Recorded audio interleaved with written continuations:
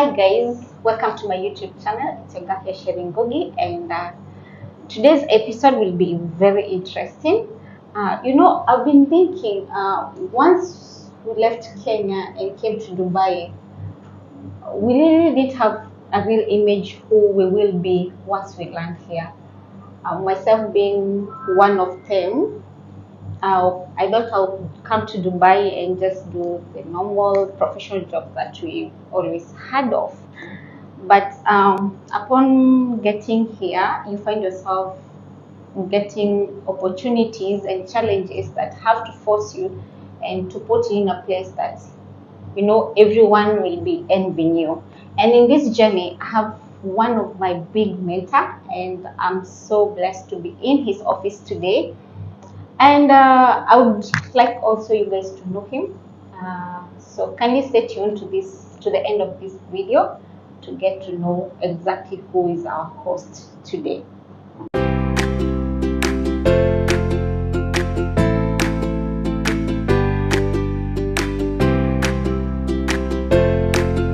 So guys, let's meet our guest for today. Thank you for the visitation today. Yeah, my name is Crispin Mangongo. I'm the CEO of Globallink Security Services. I think that's my current career portfolio, which I can introduce myself with. Mr. Chris. Yes. Personally, I know you as chairman. Yes. Why do everyone call you chairman? Yeah, because some few years back I came up with an organization called Kenya Diaspora Welfare Association. In 2020, when COVID was here, that is the only organization that was providing food to people who needed that food. And I was the chairman of that organization. I'm still the chairman of that organization. So that is where the name came in, and I still own it. Yes. So that means I've known you for the longest time as chairman. Yes. And but I didn't know from that perspective. I think there are some other associations you're leading as well. Yes, we had before KEDWA, Kenya Diaspora Welfare Association. We also had the Kenya UAE Diaspora Circle, the only circle in UAE, which I'm the vice chairman. And of recent, a few years back, a year or two, in the church where I go, Holy Seed Church, we came up with a welfare association also, by the name Horizon Secure United Dreams Welfare Association, which also I'm the chairman. I found it was very, very important for people to come together, pool resources together, and do something maybe in future. You can come up with something big. So even that welfare, even though it was started in the church, but it's open to anyone who is willing to join. So I think that is where the chairmanship continues. Yes. So it seems that you have a lot of visions, in Dubai. That means you've stayed here for long. How long have you been in Dubai? It's been the shortest 17 years in Dubai. 17? Yes, it's just, when you come to Dubai, you always plan to be here for 5 years, for 3 years. Everybody thinks that. And that is the problem. That is why we don't invest in this country. Because we always come thinking that next year we'll be going home. Then you find yourself 10 years down the line, you're still here. Sure. So I didn't plan to be here for all this time, but the situation forced me to be here, and I'm still here. So it's been 17 short. To me, it's a short time. It's not long years. So when you came to Dubai, yes, where did you start? Where did you start? Oh, when I came to Dubai, I was recruited in Kenya as a security guard. Back in Kenya? Back in Kenya. Okay. But when I came, immediately I came, how can I say? I was promoted immediately as a security supervisor.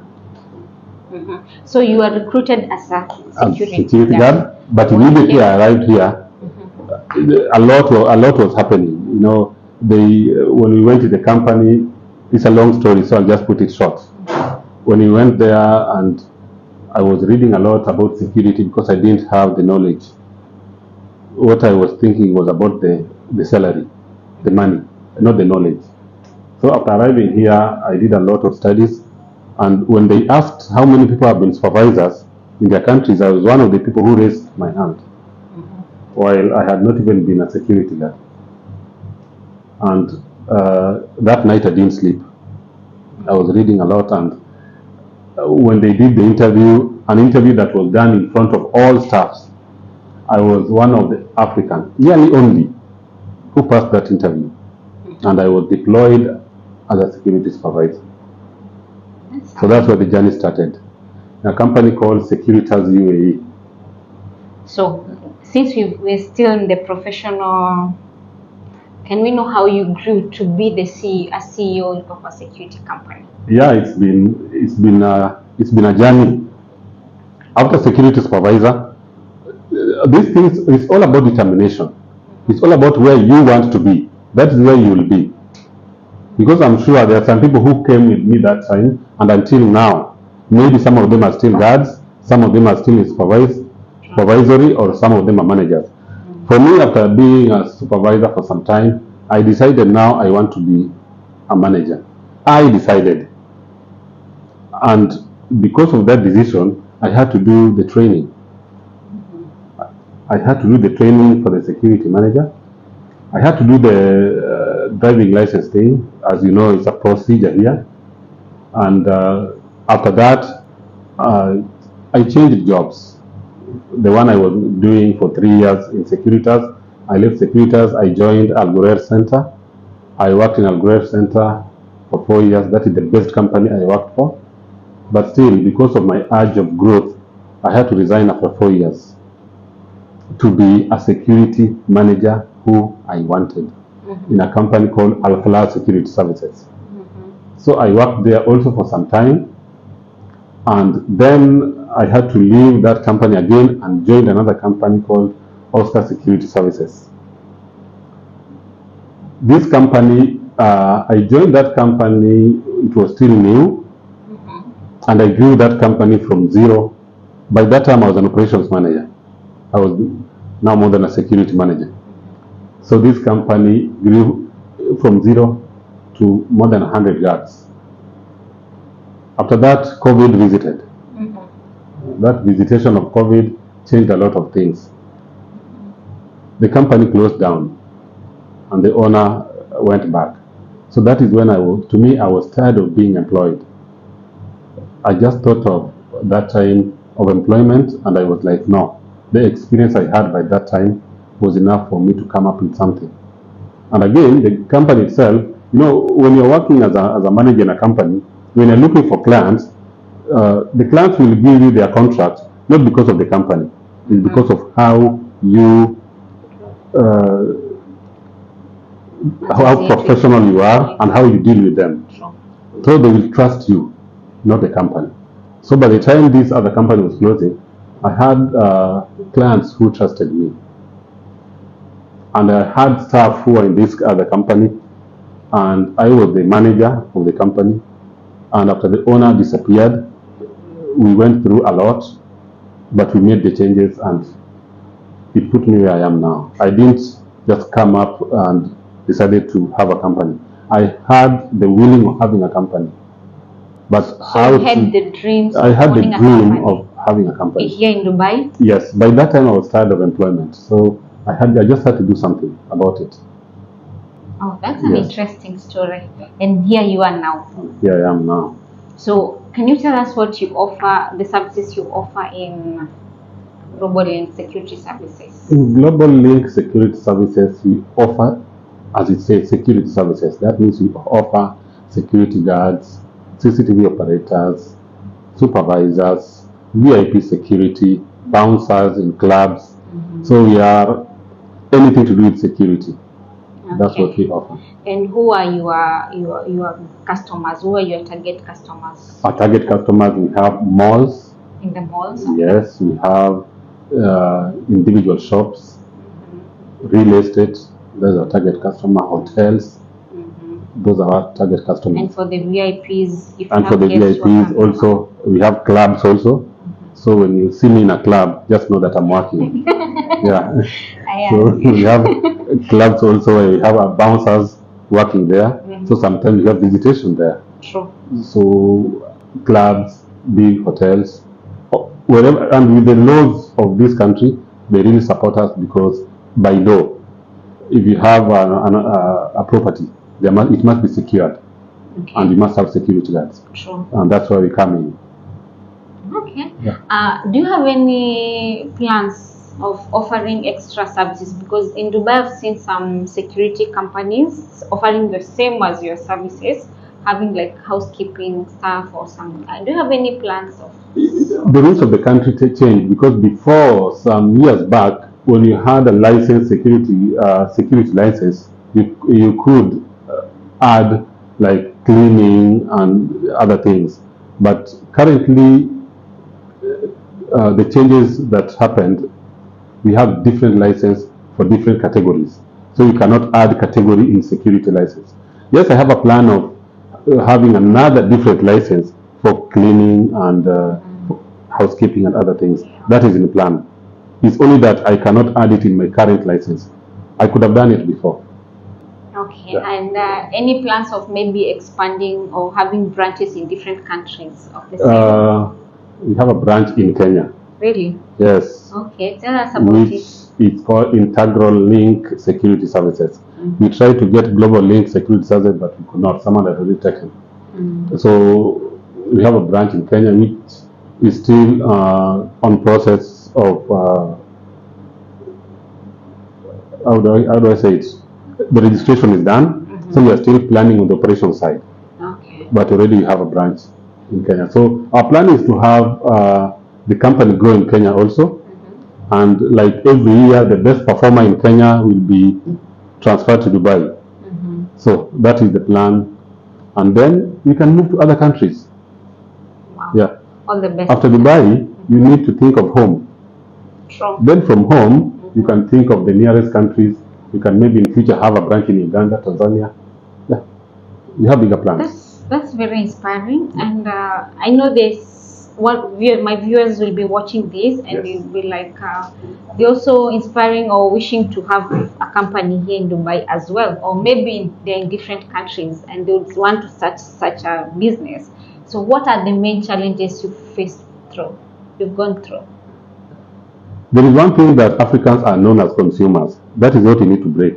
Okay. Being that we come in a place to work, we need to start thinking differently. As you are working, think of a long-term plan. Because employment is just a few steps to poverty. That is what employment is. Knowing that, we should not put all our, as it say, don't put all your eggs in one tray.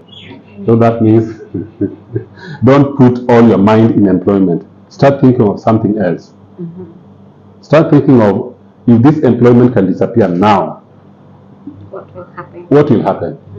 Yes. How many steps will you take backwards? That's what we, as Africans, we need to start thinking. If we have that, if we can start thinking on that line, then we think of having. We have so many people who are capable of having their businesses, but that fear of unknown. What if? What if? That is what is killing people's career. So they people have to be venture into business. and to be risk takers as well. You have to be a risk taker. Because even coming to Dubai was a risk. Yeah. Mr. Crispin, Yes. one of my friend asked me last week that she wants to come to Dubai, but she was like, I don't want to come and just do the casual jobs like security. And I had to explain to her that in Dubai, security is not just like a casual job. In Dubai, we are professional. So can you let us know, like, what are the standards of the security? Maybe she can say like that, and even maybe she's not even qualified to be a security guard in Dubai. So that's what another does thing. one require to be a professional? So to be a professional security itself is a profession. It's not like they think of watchmen or the ones they see. It's only that in Kenya they have not professionalized their career. of security. Security is a career. For example, for those who are willing to work as security guards, let's start with security guards. There is a training that is done in UAE for all security guards. It's done by a body called SERA, Security Industry Regulatory Agency. That is the body that licensed security guard. You must go for that training, which costs around 1,600 to 2,000 dirhams. You'll get a certificate. After passing, they don't just give you the 70% you must pass. After that, that is when you can now start looking for a job. For example, if I want to recruit security, I don't just recruit everyone. The first priority is given to those who have already done SERA. So they have, if they're in Kenya, they have to come to Dubai, do the course, the training first. Yes. How long is the training? A week. Okay. Yes. And the cost, as I told you, is between 1,600 to 2,000 dirhams. Yes. So it's not only that you think that I'm going to Dubai to be security, but the problem with most Kenyans, they always come to Dubai not knowing what they want. They come here thinking that there are some professional jobs waiting for them. They start doing tamaking. Then the last week of the tamaking, that's when they start asking now if they can get security jobs. And by that time, even their visa is over. So if anyone wants to come in this country, they must know what they want. If they want to come here and get job as security, they must prepare to come and go for that training, then look for a job. It will be easier than just coming and start walking around giving up CVs. When you come here and do a certain training, and now you're qualified, then it becomes easier to get jobs. Okay, and as you've mentioned before that you have the security guards, you have the CCTV operators. So for the CCTV operators, do they need to have extra training or they just need the SERA training? For the CCTV operators, that they need to have a bit of a computer knowledge, because they'll be dealing with the cameras and viewing of the cameras and replaying them and a lot of things in the control room. So they'll be working in the control room. Like now, for example, it's not easy to get CCTV operators because most of the guys, when they come as security guards, they get stuck there. They cannot even sacrifice 3,000 dirhams and do the next training. Because for you to do the CCTV operator training, the cost is 3,000 dirhams. Okay. And with getting that certificate, it's a sure deal to get a job. Like for now, I'm busy looking for a CCTV operator, which is not easy to get. So these are things that people are not aware, and those who are working, they are very, very comfortable working as security guards. They are waiting for the company to promote them instead of themselves promoting themselves by doing these trainings. Yes. Doing self-development, huh? Yes. And I think I've been asking questions based on Kenyan. So do you have any other nationality in your company whom you've hired as? By law in UAE, you cannot have more than 20% of one nationality. You have to mix. You have to mix. So with that one, I must have several nationalities. So I have around maybe 10 or 15 nationalities, different nationalities. Yes. Kenyans are just part of the team. Of the team. Yes. That's great. So apart from this, I understand the hustle in Dubai. You're doing your personal businesses. You have this business as well in place. We have to at least have some time for ourselves. Can we know Chris out of the professional picture? What's your hobbies? What do you do? Okay, Chris is quite a private and a public person at the same time. You're an introvert, you mean? Yes. Okay. Even though when it comes to community, I do a lot of community work.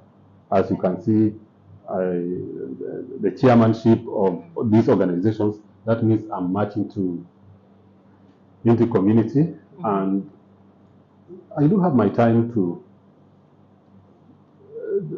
do my hobbies, but not as much as before when I was employed. You know, when you're employed, you have all the time to do everything.